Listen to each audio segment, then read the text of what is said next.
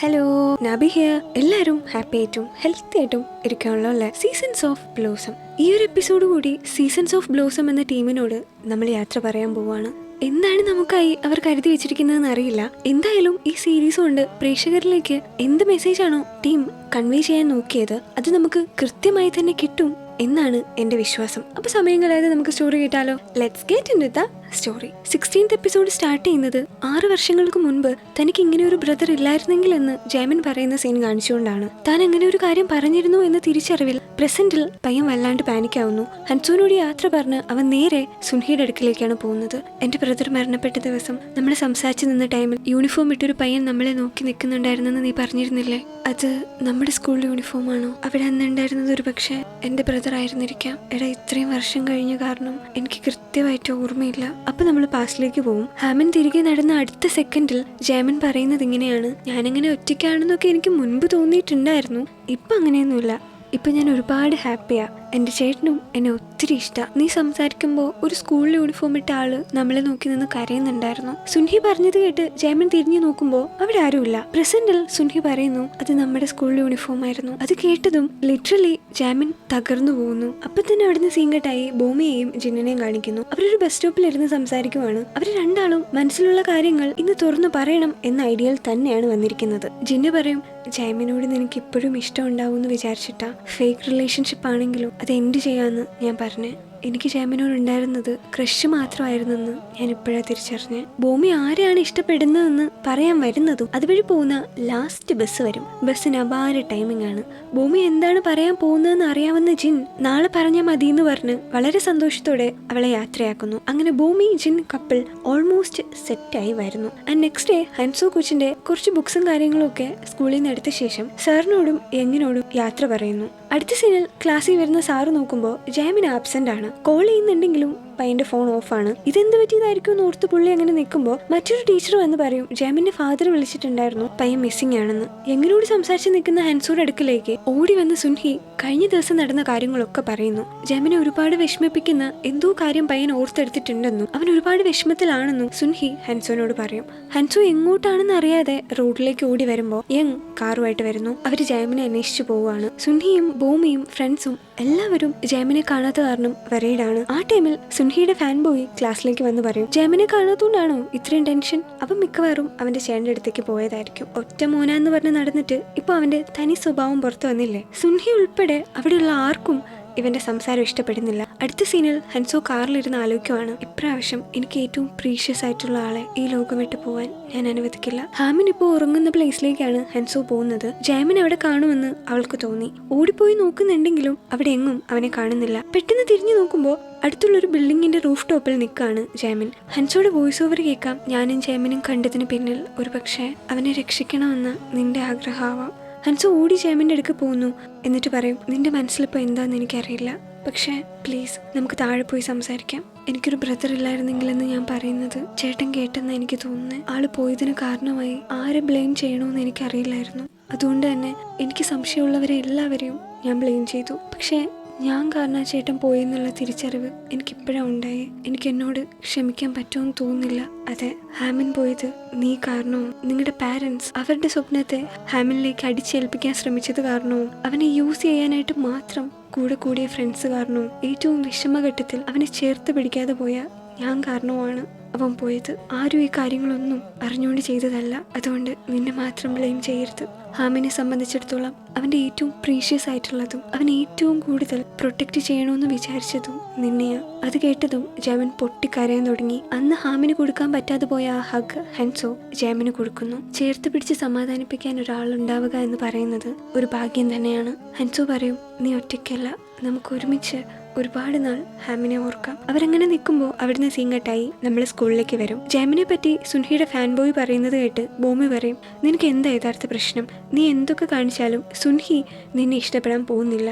ജാമിനെ പറ്റി പറഞ്ഞപ്പോൾ നിനക്ക് വേദനിച്ചല്ലേ? അവനെത്ര നല്ലവനൊന്നും അല്ലല്ലോ. നിന്നോട് ഫ്ലർട്ട് ചെയ്യുമ്പോൾ തന്നെ സുൻഹീനെയും ആ കണ്ണുകൊണ്ട് കണ്ടവനല്ലേ അവൻ? അതുപോലെ ജാമിന്റെ അടുക്കേന്ന് മാറാനല്ലേ നീല്ലേ ഗെയിം കളിച്ച് നടക്കുന്നവനെ കയറി പ്രേമിച്ച്? ജിന്ന് ദേഷ്യം വന്നിട്ട് ഫാൻ ബോയുടെ അടുത്തേക്ക് പോകാൻ നേരം അവന്റെ ഫ്രണ്ട്സ് അവനെ പിടിച്ചു നിർത്തും. നീ ആരാന്ന് നിന്റെ വിചാരം? ബുള്ളി ചെയ്യുന്നത് വലിയ കാര്യമായിട്ടാണോ നീ കരുതുന്നത്? പിന്നെ ജാമിനെ സുൻഹി ഇഷ്ടപ്പെടുന്നുണ്ടെങ്കിൽ അവരെ ഒരുമിപ്പിക്കാൻ ഞാൻ എനിക്ക് പറ്റുന്നതൊക്കെ ചെയ്യും. പക്ഷെ നീ അത് സ്വപ്നം കണ്ട് നടക്കണ്ട. അതുപോലെ എനിക്ക് ജിന്നിനെ ഒരുപാട് ഇഷ്ടം. അറിയില്ലാത്ത കാര്യങ്ങൾ സംസാരിക്കാതിരിക്കുന്നതാ നിനക്കും നിന്റെ ആരോഗ്യത്തിനും നല്ലത്. വെറുതെ പെമ്പിള്ളാരുടെ വായിലിരിക്കുന്ന കേൾക്കാതെ നിനക്ക് പോവാൻ പാടില്ലേ? സുൻഹി ഇങ്ങനെ പറയുന്നത് കേട്ടപ്പോൾ അവനങ്ങ് ദേഷ്യം വരും. അവളെ ഷർട്ട് പിടിച്ച് തൂക്കിയെടുക്കാൻ പോകുമ്പോൾ ഭൂമി അവന്റെ മുടി പിടിച്ച് പിന്നിലേക്ക് വലിക്കും. കൊച്ചിനെ തെള്ളി മാറ്റി അവൻ ഭൂമിയുടെ അടുത്തേക്ക് വരുമ്പോൾ ജിന്ന് കാല് വെച്ച് അവനെ വീഴ്ത്തുന്നു. അവിടുന്ന് വീണ്ടും എഴുന്നേറ്റ് അടി ഉണ്ടാക്കാൻ വരുമ്പോൾ എന്നെ കോളറെ പിടിച്ച് തൂക്കിയെടുക്കാറായോടാന്നും പറഞ്ഞ് ഒരു വലിയ ബുക്ക് എടുത്ത് സുൻഹി അവന്റെ തലക്കിട്ടൊരു ഒറ്റ അടിയായിരുന്നു.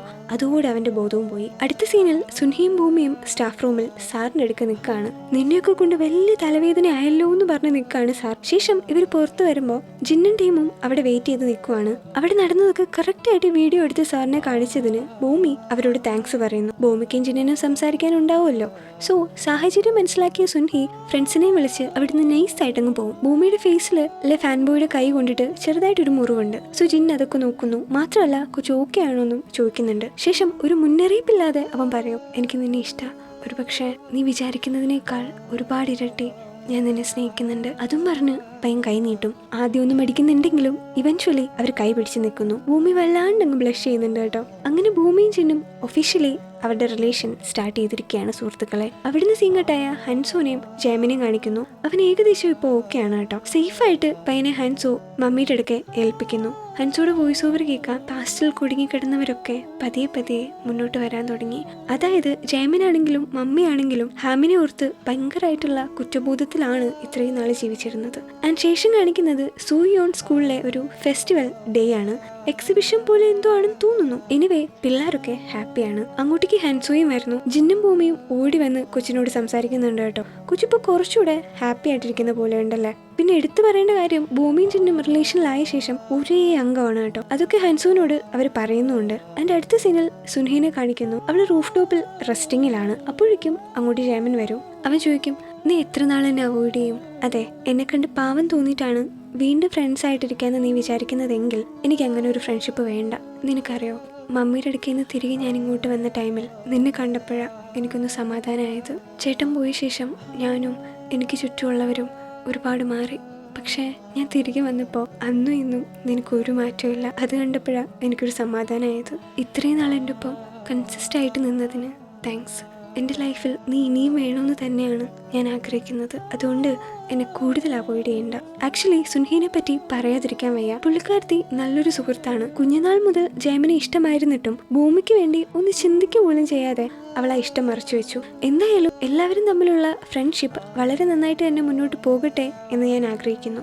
അടുത്ത സീനിൽ ഡാൻസ് കളിക്കാൻ തയ്യാറായി നിൽക്കുന്ന ഭൂമിനെയും ജിന്നിനെയും കാണിക്കുന്നു. ഭൂമി പറയുന്നു, അതെ, നമ്മൾ ഫേക്ക് റിലേഷനിലായിരുന്നപ്പോൾ നമ്മുടെ ഇടയിൽ ഒരു പ്രശ്നവും ഇല്ലായിരുന്നു. പക്ഷെ ഇപ്പോൾ എപ്പോൾ നോക്കിയാലും അടിയാണല്ലോ. നീ മുന്നേ പറഞ്ഞിട്ടില്ലേ ഞാൻ എല്ലാം ഓപ്പണായിട്ട് പറയുന്ന ആളാണെന്ന്? അതെ, പക്ഷെ എത്ര വഴക്കിട്ടാലും പിരിഞ്ഞൊന്നും പോകരുത്. എനിക്ക് തന്നെ ബ്രേക്കപ്പ് ചെയ്യാനൊന്നും വയ്യ. എന്ത് ക്യൂട്ടാണല്ലേ അവർ രണ്ടാളും. അങ്ങനെ ഹാപ്പി ആയിട്ട് അവർ ഡാൻസ് ചെയ്യാൻ സ്റ്റേജിലേക്ക് പോകുന്നു. അവിടുന്ന് സീങ്കട്ടായ ഹൻസോ വീണ്ടും കൊച്ചിൻ്റെ ലൈഫിലെ ഏറ്റവും പ്രീഷ്യസ് ആയിട്ടുള്ള മൊമെന്റ്സ് എക്സ്പീരിയൻസ് ചെയ്ത ആർട്ട് റൂമിലേക്ക് വരുന്നു. കൊച്ചവിടെ നിൽക്കുമ്പോൾ ജാമിൻ അങ്ങോട്ട് വരും. ഹൻസോയുടെ കയ്യിലുണ്ടായിരുന്ന ഹാമിന്റെ ഡയറി അവൻ കൊച്ചിന് കൊടുക്കുന്നു. അത് മാത്രമല്ല അവർ രണ്ടുപേരും ഒരുമിച്ച് നിൽക്കുന്ന ഒരു ഫോട്ടോയും ഹൻസോ വരച്ചു കൊടുക്കുന്നുണ്ട്. ഇതിലും വലിയൊരു ഗിഫ്റ്റ് ഇനി ജാമിന് കിട്ടാനില്ല അല്ലേ. കൊച്ചിനെ കണ്ടത് അവന്റെ ലൈഫിലെ ഭാഗ്യമാണെന്നും അങ്ങനെ കണ്ടില്ലായിരുന്നെങ്കിൽ ഒരു പക്ഷെ അവൻ ഒറ്റയ്ക്കാണെന്ന് വിചാരിക്കുമായിരുന്നെന്നും പറയുന്നു. അതുപോലെ ഹാമിന്റെ കൂടെയും ഇപ്പൊ അവന്റെ കൂടെയും ഒരു സ്ട്രെങ്ത് ആയിട്ട് നിൽക്കുന്നതിന് താങ്ക്സും പറയുന്നു.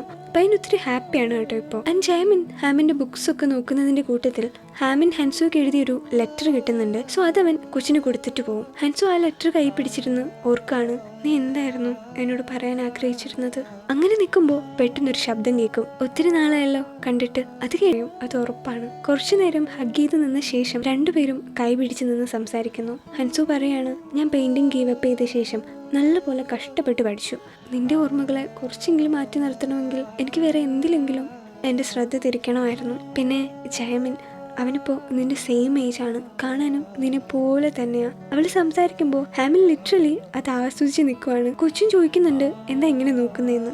ഞാൻ നിന്നെ ഒരുപാട് മിസ് ചെയ്തു, അതുകൊണ്ട് എങ്ങനെ നോക്കുന്നത്? നിറഞ്ഞ കണ്ണുകളോടെ ഹൻസോ ചോദിക്കും, എപ്പോഴെങ്കിലും നീ എടുത്ത തീരുമാനത്തെ ഓർത്ത് റിഗ്രറ്റ് ചെയ്തിട്ടുണ്ടോ? അറിയില്ല, നിനക്കെന്താ തോന്നുന്നത്? ഇപ്പോഴെങ്കിലും നീ ഹാപ്പി ആയിട്ടിരിക്കണമെന്നാണ് ഞാൻ ആഗ്രഹിക്കുന്നത്. പക്ഷേ ചെറുതായിട്ടെങ്കിലും നീ റിഗ്രറ്റ് ചെയ്യണമെന്ന് എനിക്ക് തോന്നിയിട്ടുണ്ട്. അന്ന് ഞാൻ കണ്ട സ്കൈ ഭയങ്കര ബ്യൂട്ടിഫുൾ ആയിരുന്നു. സോ ഞാൻ ആ മഴയെ നോക്കി നിന്ന് ആലോചിച്ചു, ഒരു പക്ഷേ ആകാശത്തേക്ക് പോയാൽ എനിക്ക് കംഫർട്ടബിൾ ആയിട്ട് ബ്രീത്ത് ചെയ്യാൻ പറ്റുമായിരിക്കുമെന്ന്. പക്ഷെ ഞാൻ ഇഷ്ടപ്പെടുന്ന ആൾക്കാർക്ക് അവർക്ക് എന്തെങ്കിലും ബുദ്ധിമുട്ടോ സങ്കടമോ ഉണ്ടെങ്കിൽ ധൈര്യമായിട്ട് മറ്റുള്ളവരോട് ഹെൽപ്പ് ചോദിക്കാനുള്ള സ്ട്രെങ്ത്തും കറേജും ഉണ്ടാവണമെന്ന് ഞാൻ ആഗ്രഹിക്കുന്നത്. അതും പറഞ്ഞ് ഹൻസോനെ കെട്ടിപ്പിടിച്ച് പറയും, നിന്റെ ഏറ്റവും ബ്യൂട്ടിഫുൾ ആയിട്ടുള്ള ടൈമിനെ ഒരു സങ്കടപ്പെടുത്തുന്ന ഓർമ്മയാക്കി മാറ്റിയതിൽ നീ എന്നോട് ക്ഷമിക്കണം. ഞാനും ആ ഓർമ്മകളൊക്കെ മറന്നുപോയെങ്കിലെന്ന് ആഗ്രഹിച്ചിട്ടുണ്ടായിരുന്നു. പക്ഷേ ഇപ്പോൾ അങ്ങനെയല്ല. ഞാനായത് നിൻ്റെ ഒപ്പം ഞാൻ ആ ടൈം സ്പെൻഡ് ചെയ്തത് കൊണ്ടാണ്. നമ്മൾ ഒരുമിച്ചുണ്ടായിരുന്ന ആ നല്ല ഓർമ്മകൾക്കായി നന്ദി. ആ ലെറ്റർ നീ ഇനി വായിക്കണ്ട. പക്ഷേ അത് നീ എനിക്ക് അവസാനമായിട്ട് എഴുതിയതല്ലേ. ഇനിയും നിനക്ക് മുന്നോട്ട് ഒരുപാട് ജീവിക്കാനുണ്ട്. അതുകൊണ്ട് മറ്റൊരു ചിന്തയും ഇല്ലാതെ ഹാപ്പി ആയിട്ട് നീ ജീവിക്കണമെന്ന് ഞാൻ ആഗ്രഹിക്കുന്നത്.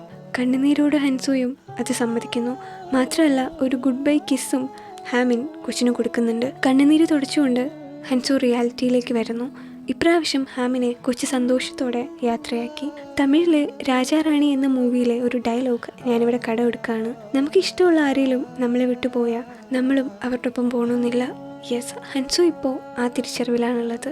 അങ്ങനെ സീസൺസ് ഓഫ് ബ്ലോസം എന്ന സീരീസിന് ഗുഡ് ബൈ പറയേണ്ട സമയമായിരിക്കുന്നു. ലൈഫ് എന്ന് പറയുന്നത് ടഫ് തന്നെയാണ്. പക്ഷേ നമ്മളെ സ്നേഹിക്കുന്നവർക്ക് വേണ്ടിയും നമുക്ക് വേണ്ടിയും എന്ത് കഷ്ടപ്പാടിലും എന്ത് വിഷമത്തിലും ജീവിക്കുക തന്നെ വേണം.